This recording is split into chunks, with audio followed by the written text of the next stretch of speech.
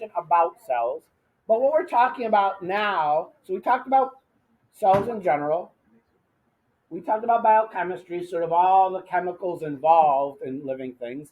We talked about a cell and the cell organelles, what the organelles do to help the cell function. Now, where we're moving is into different processes that happen in and regarding cells that allow them to function. So, we're going to start talking about transport, how materials are moved in and out of the cell. That's really important. Cells need to take in things, they need to get rid of things, and many of the ways that living things work is based on transport of molecules from one place to another. And so there's kind of two categories of how molecules move. One is called passive transport. Okay, passive transport is this is the wrong slideshow. This is the blank one.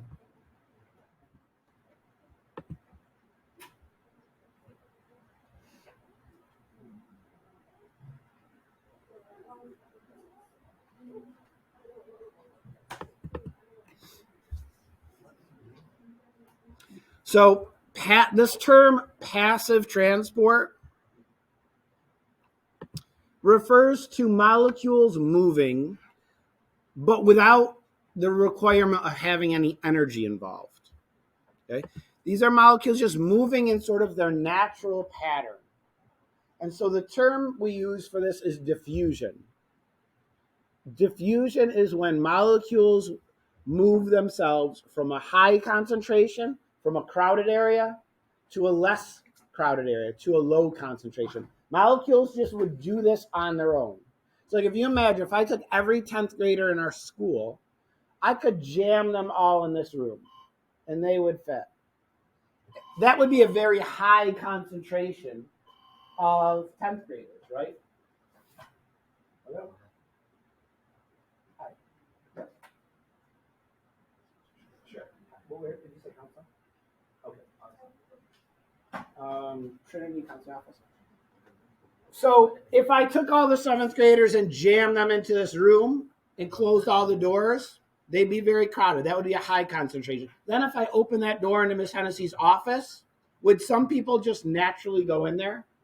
Would I have to tell them or push them through the door? They would just want to spread out, right? Or if I open the door to the hallway, same thing. I wouldn't have to tell people to move out or push them out. They would just want to be spread out. They wouldn't want to be in this tight, crowded area. But really the same kind of thing happens with molecules. They will naturally, on their own, without any energy, spread from a concentrated, tightly packed area to a less crowded area. Okay? We say it goes from high to low concentration. Those are the terms that we use. And so some things, when we're talking about a cell, sometimes there is a high concentration of molecules outside of the cell. And if the molecules are small enough, they can just diffuse into the cell through this process we call diffusion. Because the membrane, as we talked about, it's semi-permeable. Some things can pass through it. So some molecules will diffuse in, some molecules might diffuse out. Other times, however, the molecules can't just go through the cell membrane. They need kind of a passageway. And we talked in our notes about these proteins that are in the cell membrane. Those proteins can act almost as a tunnel from one side of the cell membrane to the other. And so this is an example of that. These molecules can go from high concentration to low concentration, but they have to go through this helper protein in order to do that. Osmosis is the term that we use for water going from a high to low concentration. Water, like any other molecule, will diffuse without any energy being added.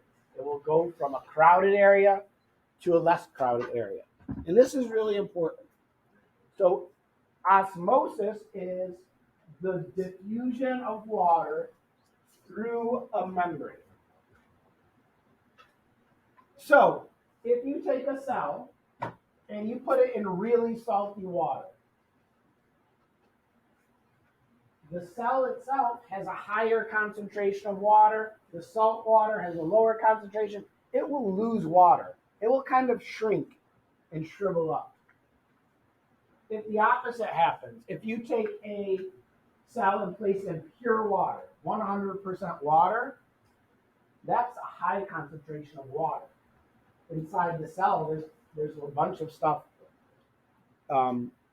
dissolved in the cell. So molecules of water will move into the cell, causing it to possibly swell up.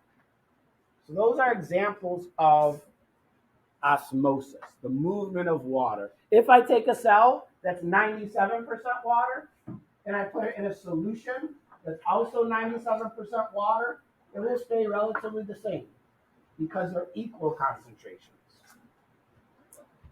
Here's an example of what that looks like. If you take a red blood cell and you put it in a solution of pure water, water can go into it and actually cause it to explode. So if you go to the doctor and they give you IV fluids because you're dehydrated, they don't just give you in your veins pure 100% water. That would be really bad. That could kill you. Because this would happen. Water would diffuse into your blood cells, causing them to swell up and maybe burst. Do you know what they give you instead? They give you what's called saline solution. Basically what it is, it's a mixture of water and some salt so that it's balanced. It's this situation so that water will be going into your blood, but not into your blood cells, causing them to swell or causing them to shrink. If they gave you IV fluids and it was too much salt, then it would be this situation. You'd lose water and your cells would dehydrate. All right, that's kind of rushed, sorry.